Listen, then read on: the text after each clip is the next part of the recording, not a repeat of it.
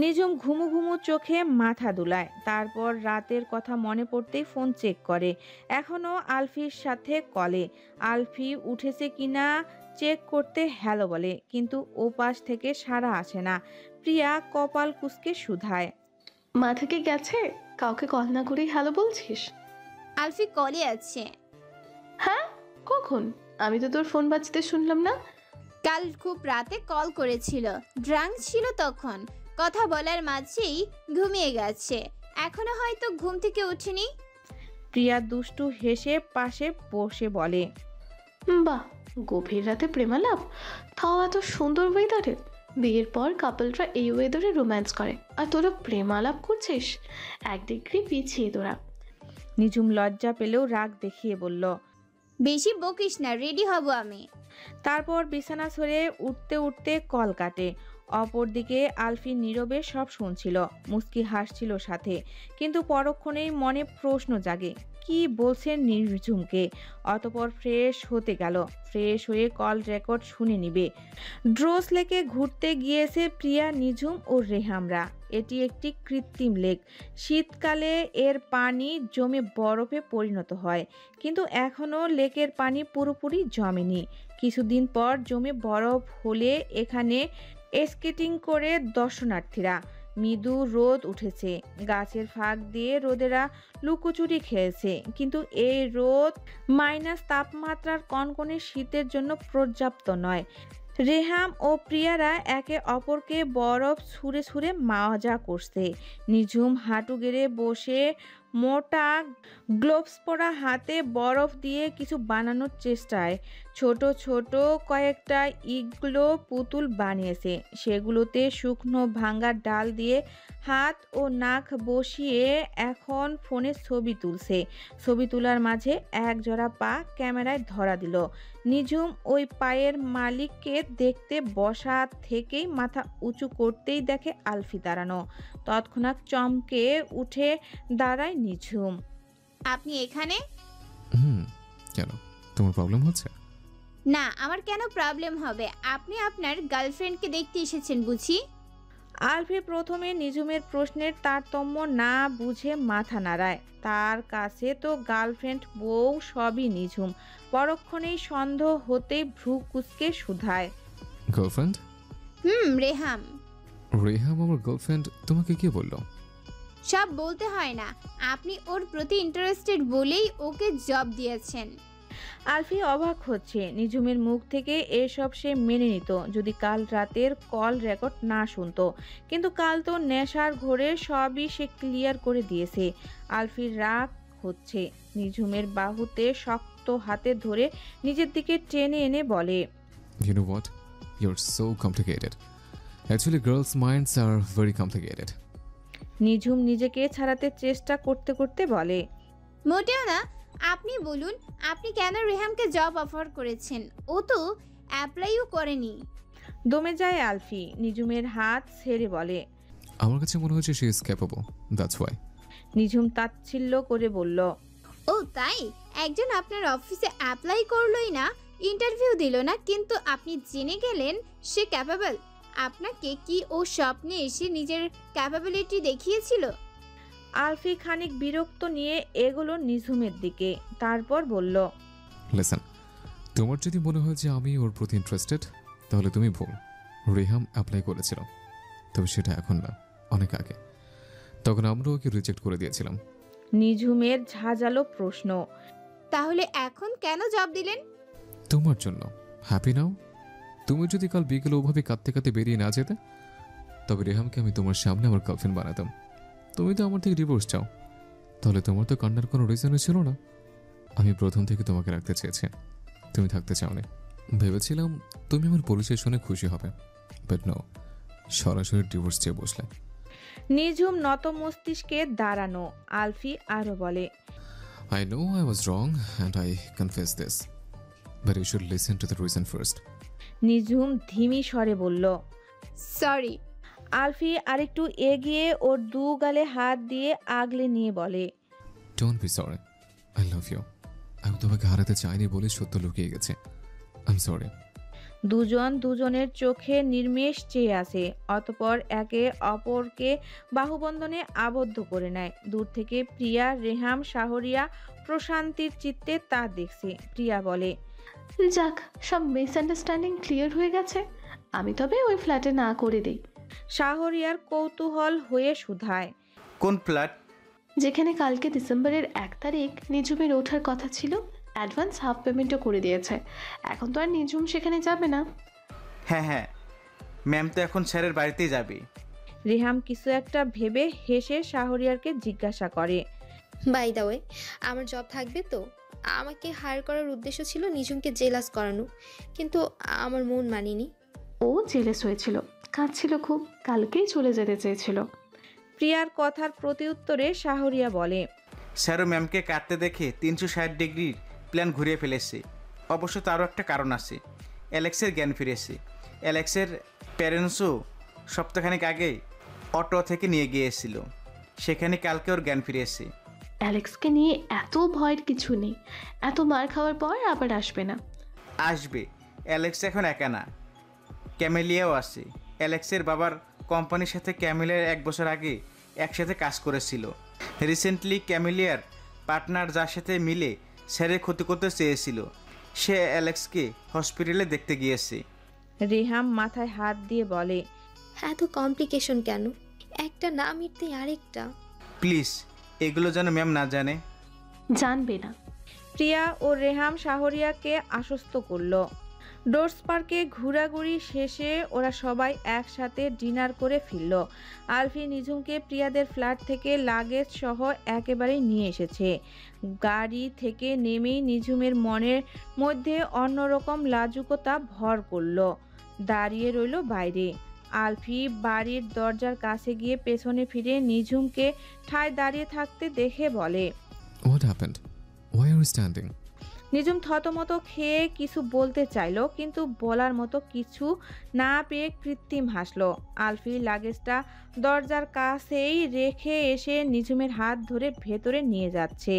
বাড়ির ভেতরে গিয়ে নিঝুম নিজের লাগেজ নিয়ে নিচতলার ওই রুমটায় যাচ্ছে। আলফি পানি খেতে খেতে তা দেখে প্রশ্ন ছুড়ে, তুমি ওই রুমে যাচ্ছ কেন? নিঝুম ঘুরে তাকালো, তারপর বলল, আমি তো ওই রুমেই থাকি, তাই যাচ্ছি। আলফি পানির গ্লাসটা টেবিলে রেখে নিঝুমের দিকে এগিয়ে আসে। তারপর দুষ্টু হেসে নিঝুমের কপাল থেকে গাল পর্যন্ত আঙ্গুলের স্পর্শ এঁকে বলে, Sweetheart, that time you didn't know that I'm your husband. But now you know. So, শিউরে উঠল নিঝুম, শুকনো ঢোক গিলল, মুখের কথা তোতলে যাচ্ছে। তারপর বলে, I think we should take some time. Alfi হতাশ হয়ে বলল, বিয়ের পর থেকে তো তুমি যেহেতু টাইম চাচ্ছ, ওকে। তারপর আলফি সিঁড়ি দিয়ে উপরে উঠতে শুরু করলে নিঝুম বলে, আমার রিসেপশন পর্যন্ত টাইম চাই। আমি চাই পুরো দুনিয়া জানুক আমি তোমার ওয়াইফ, কোনো লুকোচুরি না। আলফি হাসলো, অতপর বলল, I also want to announce our marriage in front of everyone. And it will be soon. বলেই আলফি মৃদু হেসে উপরে চলে গেল। রুমে গিয়ে শাহরিয়ারকে কল করলো। আপডেট বলো। স্যার, অ্যালেক্স অনেকটাই রিকভার করেছে। সব মিস্টার প্যাটিসনের জন্যই সম্ভব হয়েছে। আই থিঙ্ক উনি অ্যালেক্সের মাধ্যমে আপনার উপর। তুমি নজর রাখো। তারপর ফোন কেটে আলফি খানিক চিন্তায় পড়ল। আজকে সকালেই জানতে পেরেছে অ্যালেক্স কোমা থেকে ফিরেছে, কিন্তু প্যাটিসন অ্যালেক্সকে আসলে কী কারণে সাহায্য করছে সেটাই ঠিকভাবে বুঝতে পারছে না। প্যাটিস চাইলে তার সাথে সামনাসামনি ফাইট করতে পারে, কিন্তু সে ক্যামেলিয়াকে ব্যবহার করে এখন অ্যালেক্সকেও। এই প্যাটিসনের অধ্যায় তার লাইফ থেকে যত দ্রুত সম্ভব সরাতে হবে। ক্যামেলিয়ার সাথে প্যাটিসও ও এক্সপোর্টস হয়েছে। ওদের দুজনের নামে পুলিশ কমপ্লেন করে রেখেছে আলফি। ভাবনা চিন্তা বাদ দিয়ে আলফি ফ্রেশ হতে গেল। নিঝুম হাত মুখ ধুয়ে বের হতেই দেখলো ফোন ভাইব্রেট হচ্ছে। ফোন উঠিয়ে দেখে প্রিয়া 2বার কল করেছে। নিঝুম কল ব্যাক করে হ্যালো বলতেই ওপাশ থেকে প্রিয়া বলে ওঠে, এত সময় লাগে ফোন ওঠাতে? দুইবার কল করলাম। কি করছিলে এতক্ষণ? আলফির সাথে রোম্যান্স করছিলে বুঝি? বলে হি হি করে হাসলো প্রিয়া। নিঝুম লাজুকভাবে কপট রাগ দেখিয়ে বলে, বেশি বুঝিস তুই, আমি ওয়াশরুমে ফ্রেশ হতে গিয়েছিলাম। ও, আমি আরো ভাবলাম হাজবেন্ডের সাথে রোম্যান্স করছিস হয়তো। আজ তো তোদের ফার্স্ট নাইট হওয়ার কথা, অ্যাজ আ হাজব্যান্ড ওয়াইফ। প্রিয়া ও রেহাম হাসছে। নিঝুম বলে, না, আমি ওর থেকে সময় চেয়েছি।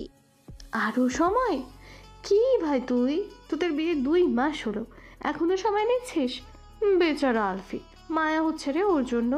এই শীতের রাতেও বেচারার বউ থেকেও নেই, এত হট ওয়াইফ থাকতেও সিঙ্গেল কাটাতে হচ্ছে। প্রিয়ার এই অসভ্য কথাতে নিঝুম বিরক্ত হচ্ছে। এসব বাজে না বকে কেন কল করেছিস সেটা বল। প্রিয়া ডোন্ট কেয়ার মুডে বলল, তোদের সিচুয়েশন জানতে, ইউনো, আমিও রেহাম তোদের সিচুয়েশন জানতে এক্সাইটেড ছিলাম, কিন্তু আমরা হতাশ। তুই কি না এই রোম্যান্টিক স্নোফলের ওয়েদারে আলফিকে দূরে সরিয়ে রাখছিস? জেনেছিস না, এবার রাখ। বলেই নিঝুম কল কেটে দিল। তারপর লম্বা করে শ্বাস নিয়ে মোটা ব্ল্যাঙ্কেট জড়িয়ে শুয়ে পড়ল। সকালে ব্রেকফাস্ট টেবিলে বসে আলফি বলল, তোমার বড় আম্মুদের বলেছ? কি? এই যে তুমি আমার কাছে মানে জায়ানের কাছে আছো, ওনাদের আমার পরিচয় বলেছ? এখনো বলিনি, বলবো। এক কাজ করো, ওনাদের এখানে ডেকে নাও। আমিও মম ড্যাডকে আসতে বলেছি। নেক্সট উইকে তো তোমার বার্থডে, একটা ফ্যামিলি গেট টুগেদার হয়েছে, ওনারও সারপ্রাইজ পাবে। নিঝুম খুব খুশি হলো। আচ্ছা, আমি এখনই কল করে বলছি। আলফি হালকা হেসে খেতে থাকে। নাস্তা শেষে নিঝুম নির্ঝরকে কল করলো। অতঃপর তার বার্থডের জন্য আসতে বলল। নির্ঝর প্রথমে জায়ান জেনে যাবে বলে না করলেও নিঝুমের জড়াজড়িতে হার মেনে রাজি হলো। বলল, দেখ, আব্বু তোকে পেলে ওই জাহানের হাতে তুলে দিতে চাইবে। ওহো ভাইয়া রিল্যাক্স, আমি জায়ানকে ভয় পাই না। বড় আব্বু যা খুশি করুক, আমি তোদেরকে আমার বার্থডেতে চাই, মানে চাই। তোর যেহেতু চিন্তা নেই তাহলে আর কি বলবো। ইদানিং এনে তো খেয়াল করেছি তুই জাহানকে ভয় পাস না। এটা ভালো, আমি আব্বুকে রাজি করানোর চেষ্টা করব। তুই তো জানিস আব্বু তোর জন্মদিনে যে 4 বছর থেকে তোর জন্য একটা চকলেটও আনে না, সেখানে এত দূর যাবে। হুট করে নিঝুমের মন খারাপ হয়ে গেল। ছোটবেলা থেকে বড় আব্বু তার প্রতি এই তিক্ত মনের পরিচয় সে জানে। আগে খুব কাঁদতো, এখন আর কাঁদে না, অভ্যাস হয়ে গেছে যে। নিঝুম বলল, বলে দেখ, আমি কোনো উদ্দেশ্য হলেও রাজি হই। নির্ঝর সায় দিল। মিসেস আয়েশা তো নিঝুমের বার্থডেতে কানাডাতে ওর সাথে দেখা করতে যাবে শুনে মহা খুশি। এখনই ওর জন্য কি কি নিবে, রান্না করে নিবে, সেই সব লিস্ট করতে লেগে পড়েছে। এতদিন পর নিঝুমকে দেখবেন তিনি। মিস্টার নয়ন রাজি হবে কিনা তা নিয়ে নির্ঝর সন্দিহান, কিন্তু নির্ঝরকে অবাক করে দিয়ে তিনিও রাজি হয়ে গেলেন। তিনি বললেন, চলো তবে, আমারও কানাডাতে একটা কাজ আছে। নির্ঝর ভ্যাবাচাকা খেয়ে মাথা দুলিয়ে বাবার স্টাডি রুম থেকে বেরিয়ে এলো। কিন্তু এদিকে মিস্টার নয়ন রাজি হওয়ার আরেকটা কারণ, কানাডাতে জায়ানের কোম্পানির সাথে ডিলটা নিয়ে একটা মিটিং আছে। জায়ানও কানাডাতে, আর নিঝুমও, তাই জায়ানের কাছে নিঝুমকে তুলে দিতেই চায় তিনি। আলফিও নিঝুমের জন্য একটা সারপ্রাইজ প্ল্যান করেছে, যেটা ও ওর 20তম জন্মদিনের দিনে দিবে। আলফি কিংস অ্যান্টনে এসেছে অ্যালেক্সের সাথে দেখা করতে, হাতে ফুলের বুফে।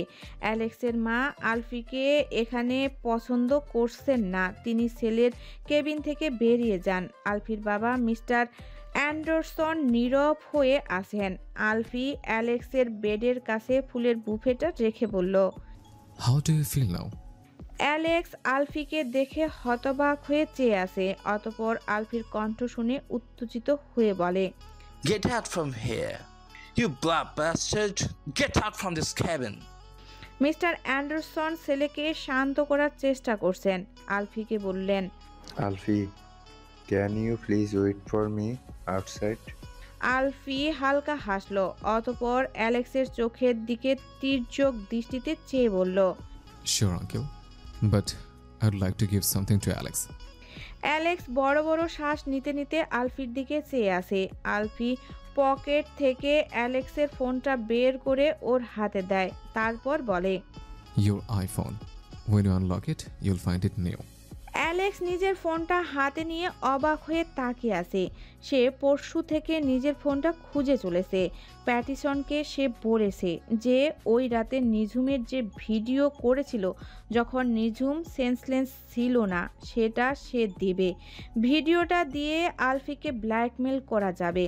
আলফি তো জানে না কী ধরনের ভিডিও অ্যালেক্সের কাছে আছে, কিন্তু অ্যালেক্স তার ফোনটাই পাচ্ছিল না। পুলিশকে বলার পর পুলিশ বলেছে ওরা কোনো ফোন পায়নি। আলফি ফোনটা দিয়ে চলে যাওয়ার আগে বলে, Wish you a very speedy recovery, my friend. তারপর মিস্টার অ্যান্ডারসনকে বিদায় জানিয়ে হসপিটাল থেকে চলে আসে। গাড়িতে বসে আলফি মুস্কি হাসছে। সে সেদিন অ্যালেক্সের ফোনটা নিয়েছিল, তারপর ফোনের সব ডেটা ডিলিট করে একদম ফ্রেশ মেরে মেমোরি কার্ড সহ ডেস্ট্রয় করে দিয়েছে। অ্যালেক্সের বাবা অলরেডি ইউনিভার্সিটি অফ অটোয়া থেকে অ্যালেক্সকে সরিয়ে নিয়েছে। ছেলে সুস্থ হলে ছেলেকে এবার নিজের কাছেই কিংসটনও রাখবেন। তিনি অ্যালেক্সের নামে কিছু মেয়ে ঘটিত অভিযোগও পেয়েছেন।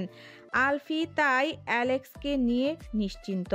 শাহরিয়ার গাড়ি ড্রাইভ করতে করতে শুধায়, স্যার, মিস্টার প্যাটিসনের কি করবেন? আলফি সামান্য হাই তুলে চোখ বন্ধ করে বাঁকা হেসে বলল, Nothing. Business world, এক দুজন রাইভেল না থাকলে আসলে গেমটা জমে না। And I'm enjoying this game. Shahriar মৃদু হেসে ড্রাইভিংয়ে মনোযোগ দিল। সকাল সকাল মিস্টার জুনায়েদ ও মিসেস আর্লিন আলফির বাড়িতে এসে হাজির। আজ সাপ্তাহিক ছুটির দিন। নিঝুম মিসেস আর্লিনকে দেখে ছুটে গিয়ে জড়িয়ে ধরে। I miss you aunty, how are you? I miss you too, dear. Mister Junaid নিজের হাতের দিকে ইশারা করে বলেন, তোমার আন্টি দেখো তোমার জন্য কত কিছু নিয়ে এসেছে। তিনি ব্যাগগুলো রাখেন। নিঝুম ব্যাগ খুলে দেখে তাতে স্ট্রবেরি কেক, রাসবেরি ও ব্লুবেরি কেক, পেস্ট্রি এসব ভরা।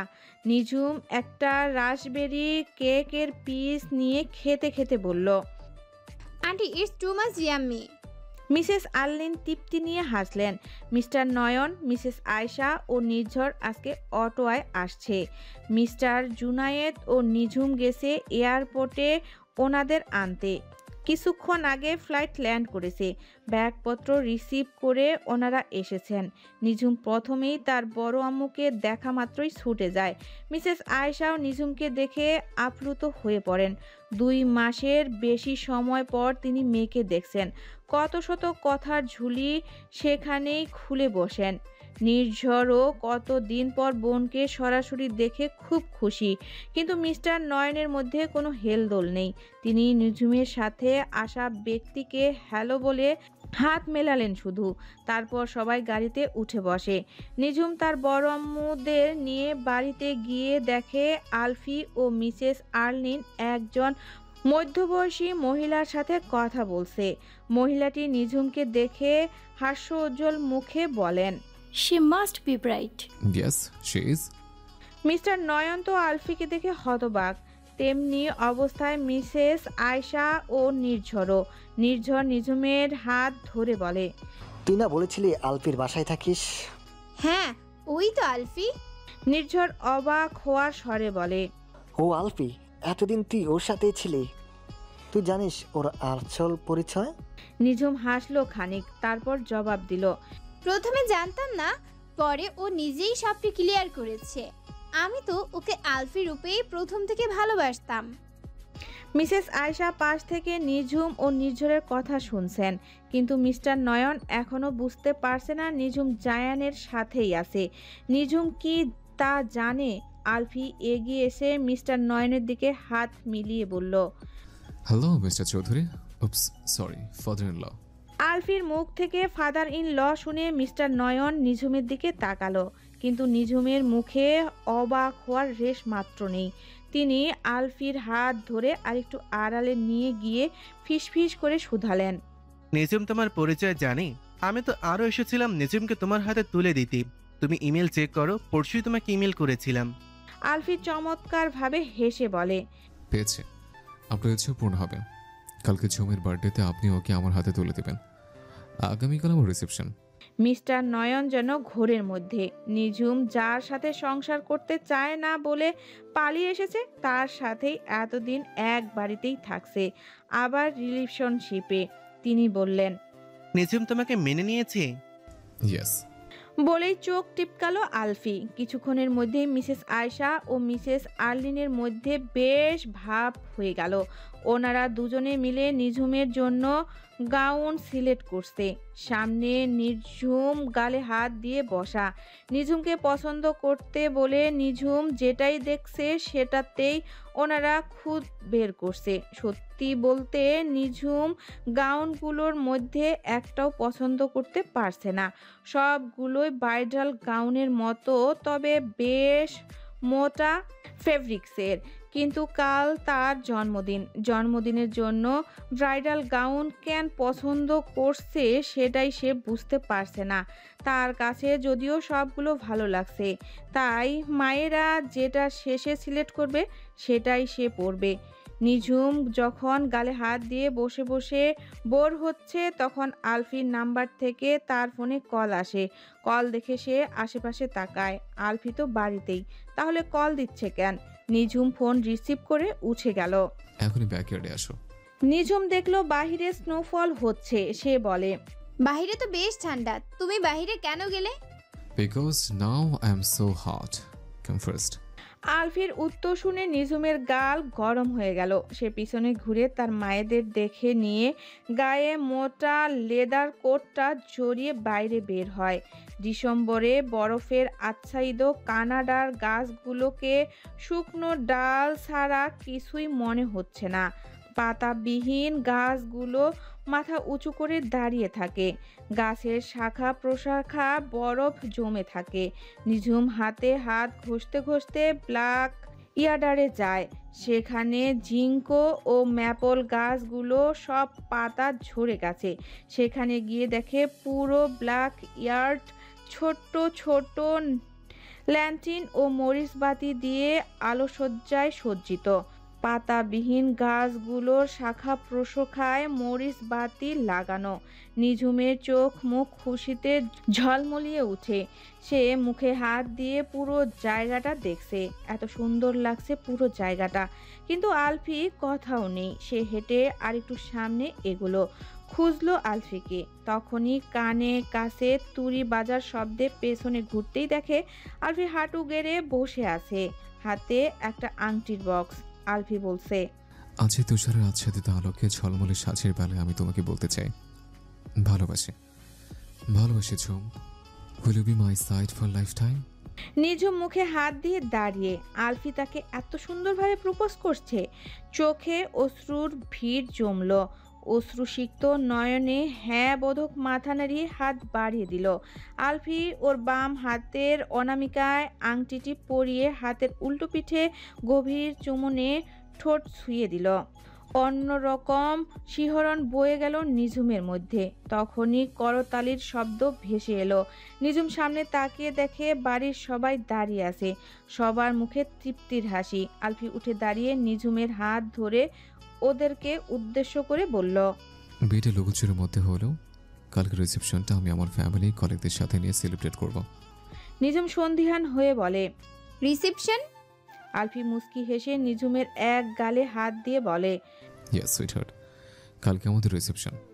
তারপর সে নিঝুমের কানের কাছে মুখ নিয়ে ফিসফিস করে বলে, তুমি তো বলেছিলে রিসেপশন পর্যন্ত টাইম চাও। এই রোমান্টিক ওয়েদারে বউ ছাড়া থাকা যায় না, বুঝলে? তাই ভাবলাম দেরি কেন করব, কালকে রিসেপশন হোক, সাথে আমাদের ফার্স্ট নাইট। নিঝুম লজ্জায় আলফির ধরে রাখা হাতে নখ বসিয়ে দেয়। তাও আলফি হাসে। ঠিক রাত 12টা। পরিবারের সবাই একসাথে মিলে নিঝুমের জন্মদিনের কেক কাটছে। সন্ধ্যার আরেকটু পরেই আলফির ফুপা ফুপি ও টিনা এসে পৌঁছেছে। নিঝুম কেক কেটে প্রথম পিস তার বড় আম্মুকে খাওয়ালো। তারপর আলফিকে। একে একে সবাইকে কেক খাইয়ে গেল তার বড় আব্বুর কাছে। মিস্টার নয়ন সবার থেকে দূরে দাঁড়িয়ে শান্ত দৃষ্টিতে নিঝুমের দিকে চেয়ে আছেন। নিঝুম ওনার মুখের সামনে কেক ধরে বলল, বড় আব্বু, আব্বুকে তো আমি সেই ছোটবেলায় হারিয়েছি। তারপর আমার কাছে বাবা মানে তুমি আর মা মানে বড় আম্মু। ছোট থেকে তুমি আমার জন্য অনেক করেছ। আমাকে সহ্য করতে না পারলেও আমাকে কিন্তু রাস্তায় ফেলে দাওনি। জোর করে বিয়ে দিলেও আমার পছন্দের মানুষের সাথেই অজান্তে বিয়ে দিয়েছ। আমার কোনো জিনিসের অভাবে রাখোনি। একটাই কষ্ট ছিল আমার, যে তোমার থেকে বাবার আদরটা পাইনি। তাও আমার আজ দুঃখ নেই। বলতে বলতে নিঝুমের চোখের কোণে অশ্রু ভিড় করল। তেমনটা মিস্টার নয়নের ক্ষেত্রেও। নিঝুম আরও বলল, আমি আজ তোমার কাছে একটা শেষ আবদার করব, রাখবে প্লিজ? মিস্টার নয়ন ইশারায় সম্মতি দিলে নিঝুম অশ্রুসিক্ত নয়নে হালকা হেসে বলল, আমার রিসেপশনে আমি তোমার ও বড় আম্মুর হাত ধরে হাঁটতে চাই। মিসেস আয়েশা অর্ণার কোণায় চোখ মুছলেন। মিস্টার নয়ন মৌন সম্মতি দিয়ে একটু রুমের দিকে গেলেন। তারপর ফিরে এসে নিঝুমের হাতে একটা পেপার দিয়ে বললেন, এটা তোমার। এতদিন আমার কাছে আমানত ছিল। তোমার বাবা তোমার নামে বান্দারবানের রিসোর্টটা লিখে দিয়েছিল। তোমার 20 বছর বয়স হতেই তুমি এটা সম্পূর্ণ মালিক হলেই। এটা নিয়ে আমাকে দায়ভার থেকে মুক্ত করো। নিঝুম নিতে চাইল না। মিসেস আয়েশা বললেন, তোর বাবা মৃত্যুসজ্জায় আমাকেও তোর বড় আব্বুকে বলে গেছেন এটা যেন তোকে দেওয়া হয় ওনাদের শেষ স্মৃতি, তোর জন্মস্থান, তাই না করিস না। অতঃপর নিঝুম নিল। হুট করে সবাইকে অবাক করে দিয়ে নিঝুম মিস্টার নয়নকে জড়িয়ে ধরে শব্দ করে কেঁদে ফেলল। মিস্টার নয়নও এতক্ষণ যাবৎ আটকে রাখা অশ্রুকণাদের ছেড়ে দিলেন, আগলে নিলেন মেয়েকে। উপস্থিত সকলে বেশ আবেগপ্রবল হয়ে পড়েছে। রাত গভীর হতে গভীরতর। টিনা ও মিসেস মুনতাহিনা মিলে নিঝুমকে মেহেদি পরাচ্ছে।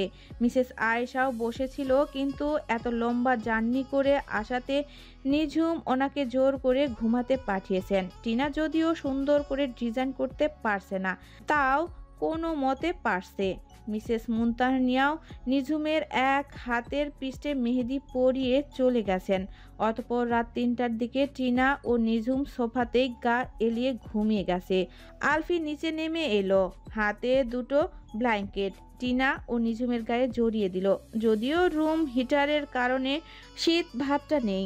আলফি নিঝুমের সামনে হাঁটু গেড়ে বসে অপলক ঘুমন্ত নিঝুমকে দেখছে। নিঝুম মেহেদির জন্য বেকায়দায় শুয়ে ঘুমিয়েছে। আলফি ওকে সোজা করে শুয়ে দেয়। তারপর কপালে নিজের উষ্ণ ঠোঁটের স্পর্শ দিয়ে পাশের সিঙ্গেল সোফায় বসে থাকে। ভোরের উজ্জ্বল আলো ফুটতেই নিঝুমের ঘুম ভেঙে যায়। মোটা কাচ ভেদ করে ভোরের শুভ্রতার অন্ধকার দূর হয়েছে। নিঝুমের ঘুম ভেঙেছে। হাতের মেহেদি শুকিয়ে টান টান অবস্থা। নিঝুম উঠে বসে।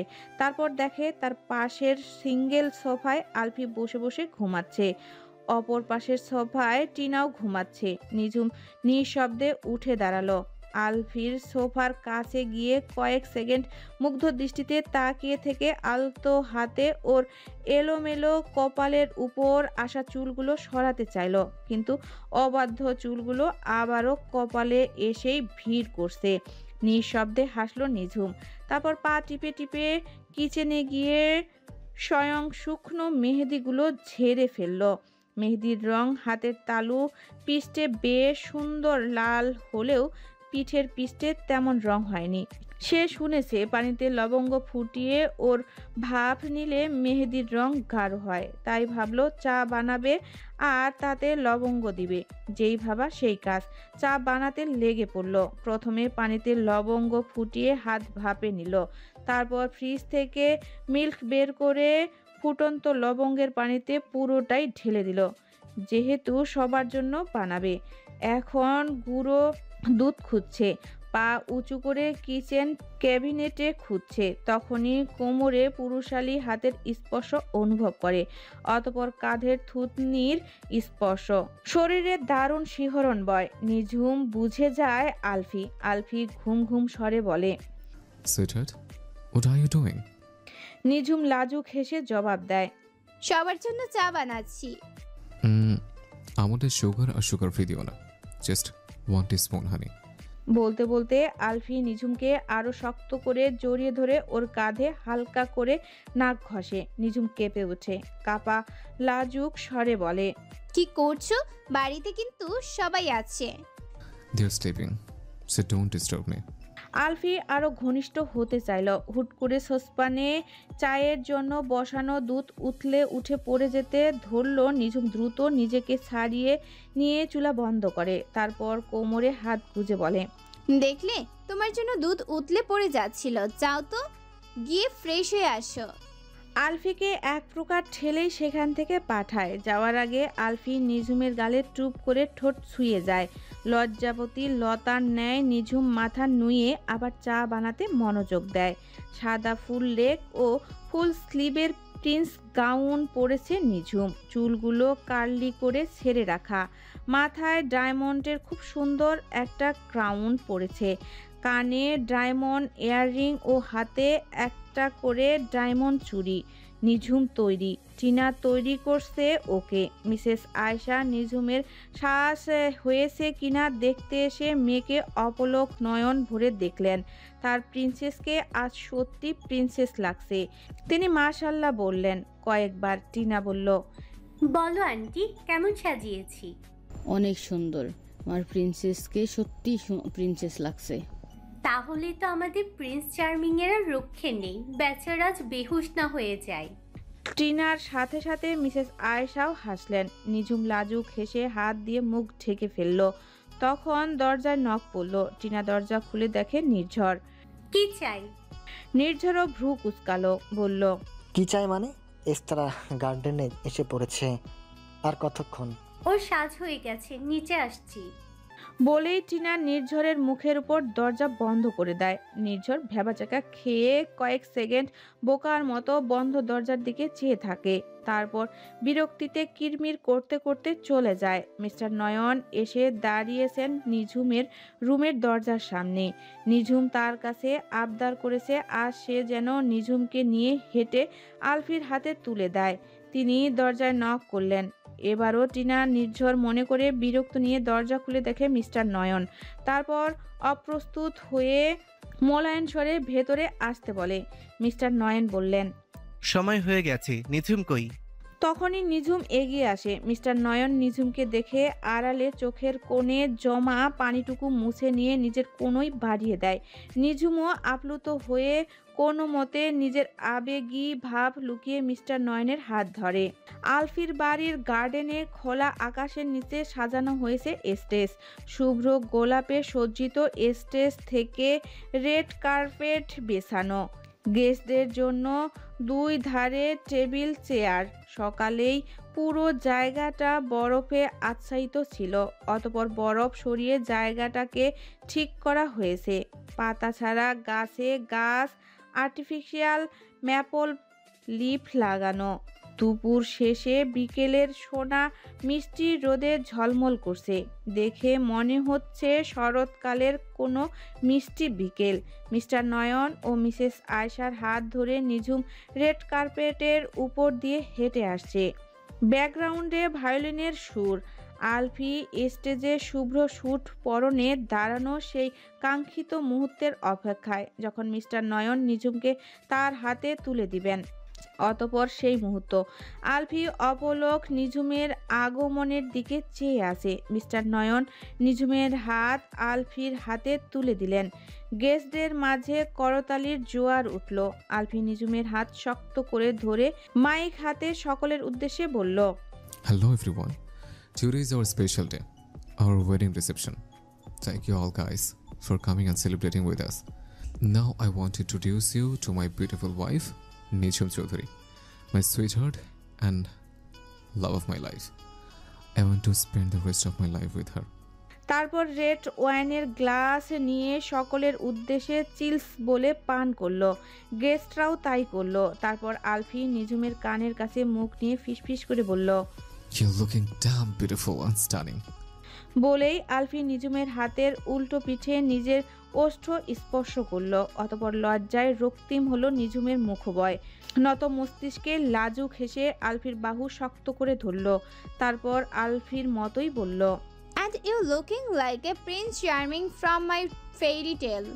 অতপর দুজন দুজনার চোখের দিকে অন্তহীন অপলক মুগ্ধ নয়নে চেয়ে রইল।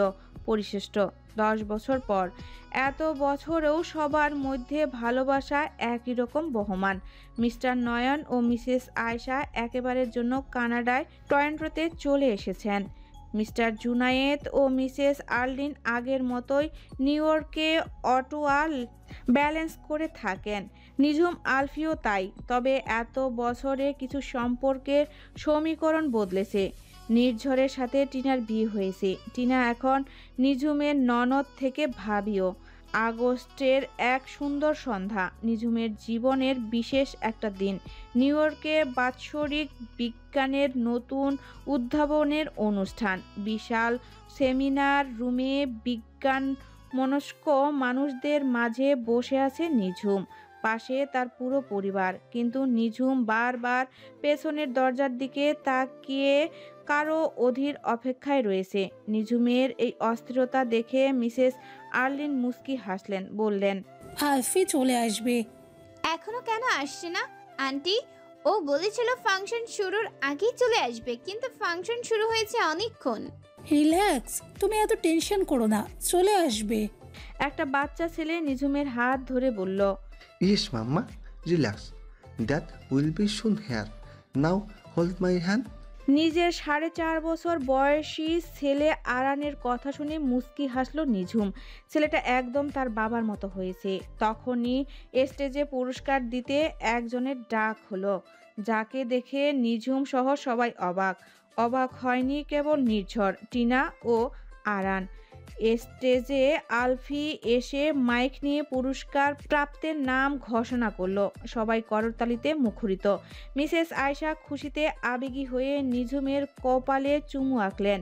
মিসেস আর্নিও তাই করলেন। মিস্টার নয়ন ও মিস্টার জুনায়েদ ওর মাথায় হাত বুলিয়ে স্টেজে যেতে ইশারা করলেন। নিঝুম স্টেজের দিকে ফের তাকালো। তার ভালোবাসার মানুষটার মুখে অফুরন্ত গর্বের হাসি। নিঝুম নিজের ছেলের হাত ধরে স্টেজের দিকে অগ্রসর হলো। স্টেজে ওঠার প্রথম ধাপে পা রাখতেই আলফি এগিয়ে গিয়ে হালকা ঝুঁকে নিজের হাত বাড়িয়ে দিল। তৎক্ষণাৎ সেমিনার রুমে আবারও করতালির জোয়ার। নিঝুম লজ্জাবতী লতার ন্যায় মাথা নুয়ে আলফির হাতে হাত রেখে স্টেজে উঠল। অতপর আলফির হাত থেকেই পুরস্কার গ্রহণ করলো। সবার উদ্দেশ্যে নিঝুম বলল, All of my achievements and success are dedicated to my Almighty Allah. A very special thanks to my husband and all of my family members. They have been very supportive towards me over the years. I am extremely fortunate to have them as my family. All thanks to the host for fulfilling one of my fondest dreams, receiving this reward from my husband's hand. Thank you. উপস্থিত সকলের উৎস অভ্যন্তনার পর নিঝুম তার স্বামী ও সন্তানকে নিয়ে stage থেকে নেমে আসে। অনুষ্ঠান শেষে নিঝুম, আলফি ও আরান রাতের শহর ঘুরতে বের হয়। রাত বাড়তে বাড়তে আরান ঘুমিয়ে গেছে। আলফি গাড়ি ব্রুকনিল ব্রিজে থামালো। ব্রিজটি ম্যানহাটন এবং ব্রুকনিল বরোর মধ্যবর্তী ইস্ট নদীর উপর অবস্থিত। আলোক ঝলমলে বৃষ্টি রাতের বেলায় বেশ আকর্ষণীয়। আরানকে ঘুমন্ত অবস্থায় গাড়িতে রেখে ওরা বের হয়। নদীর উপর বয়ে যাওয়া হালকা শীতল বাতাস। নিঝুম রেলিংয়ের কাছে দাঁড়ায়। বাতাসে ওর চুলগুলো উড়ছে। উন্মুক্ত তার কাকচিত আকাশের দিকে দৃষ্টি রাখে। আলফি পেছন থেকে ওকে ঘিরে দাঁড়িয়ে রেলিংয়ের হাত রাখে। নিঝুম প্রশান্তির চিত্তে হাসে। পরক্ষণে স্লান হেসে বলে, জানো, আজ আমার খুব আব্বু আম্মুকে মনে পড়ছে। সবাই আমার পাশে, আমি খুব খুশিও, কিন্তু আমি তাও তাদেরকে মিস করছি। আলফি ওকে আরও আগলে নিল। রেলিং থেকে হাত ছড়িয়ে জড়িয়ে ধরল নিজের বুকের সাথে। তারপর বলল, ওনারা আজ খুশি হবেন, কারণ তুমি খুশি। তুমি মন খারাপ করলে ওনারাও মন খারাপ করবে। সামনের মাসে আমাদের ম্যারেজ ডে, 11 বছর হচ্ছে, ভাবা যায়? নিঝুমের কথায় আলফি ভাবুক হলো, অতপর বলল, 11 বছর? আমার তো মনে হচ্ছে 4-5 বছর হবে। নিঝুম মুখ বাঁকালো সামান্য, বলল, ছেলের বয়সই 4 বছরের বেশি, আর সে আসছে বিয়ের 4-5 বছর হয়েছে বলতে। বুঝি তো, বিয়ের 11 বছর বললে তো লোকে তোমাকে বুড়ো বলবে, তাই না? হাসলো আলফি, রোমস্য স্বরে জবাব দিল। আমি বুড়ো হলে তুমিও বুড়ি। নিঝুম ঘুরে আলফির দিকে ছোট ছোট চোখ করে তাকিয়ে বিরোধ করলো। মোটেও না, আমার সবে 30 চলে, তুমি তো 40 বছরের বুড়ো। আলফি খানিক ভাব নিয়ে বলল, দেখি তাই মনে হয়? দেখে মনে হয় না বলেই তো আমি জনে জনে বলে বেড়াবো এই লোকের বয়স 40, সে প্রায় 11 বছর যাবৎ ম্যারিড, তার একটি সুন্দরী বউ আছে, সাথে কিউট দুষ্টু ছেলেও আছে। বলেই মুখ বাঁকিয়ে ঘুরে দাঁড়ালো নিঝুম। আলফি শব্দ করে হাসলো, তারপর নিঝুমকে নিজের দিকে ঘুরিয়ে বলল, আর ইউ জেলাস? নিঝুম অভিমানী কণ্ঠে উত্তর করলো, ইয়েস আই অ্যাম। হোস্ট মেয়েটা তোমার দিকে কিভাবে তাকাচ্ছিল, আরো কতগুলো মেয়ে তোমাকে যেন চোখ দিয়েই গিলে খাচ্ছিল। আলফি মুস্কি হেসে নিজের অভিমানী প্রিয়তমার থুতনিতে হাত রেখে মুগ্ধ কণ্ঠে বলল, হাজারো রমণী আমাকে চাইলেও আমি কিন্তু শুধু তোমাকেই চাই, শুধু তোমাকেই ভালোবাসি। এই প্রকৃতি, এই রাত, এই ঝলমলে আলো ছায়াও জানে আমি কতটা তোমাতে আসক্ত। তোমার প্রণয়ের আসক্তি ওয়াইনের থেকেও তীব্র, sweetheart. I love you more than 1,000 million times. প্রশস্ত হাসলো নিঝুম। আলফির বুকে মাথা রেখে প্রত্যুত্তরে বলল, I love you too mister husband. New ইয়র্কের ধুকলিন ব্রিজে এই ঝলমলে রাত্রির আলো ছায়াতে প্রিয়তম ও প্রিয়তমা নিজের উষ্ণ ঠোঁটের মিলনে ভালোবাসার সিক্ত হচ্ছে। মৃদুমন্দ বাতাসে অন্তহীন প্রণয়ের সুবাস বইছে। সমাপ্ত। আবারও দেখা হবে অন্য কোনো গল্পে। ভালো থাকবেন, সুস্থ থাকবেন। আল্লাহ হাফেজ।